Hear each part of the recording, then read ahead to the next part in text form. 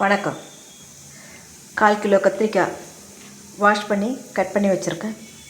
இதோடு கொஞ்சமாக மஞ்சள் பொடி, உப்பு சேர்த்து மிக்ஸ் பண்ணி வச்சுருக்கேன்.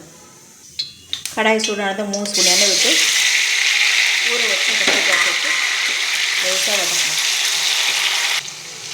கத்திரிக்காயில் உள்ள ஈரப்பதம் குறைஞ்சி எண்ணெய் பிரிஞ்சு வரும்போது எல்லாம் செவந்து எடுத்துடலாம்.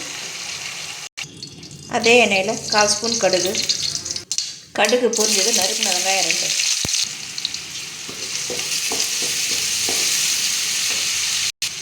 தோல் நோக்கி இடித்த முழு அளவு பூண்டு, நறுக்கின தக்காளி 2,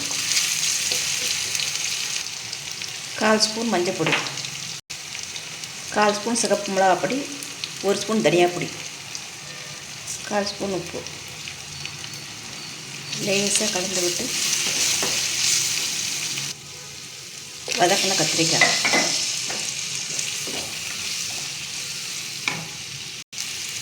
கத்திரிக்காயில் மசாலா கோட்டை அந்த மாதிரி லேசாக வதங்கினதும் 1/4 டம்ளர் தண்ணி மிக்ஸ் பண்ணி மூடி 10 நிமிஷம் வேக விடணும்.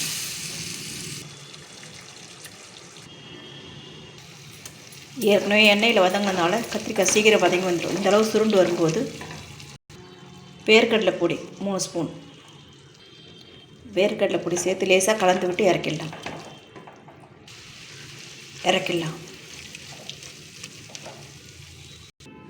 வேர்க்கடலை பொடி, தக்காளி தொக்கு. இந்த கத்திரிக்காய் தொக்கு சாதத்தோடு சாப்பிட்லாம்.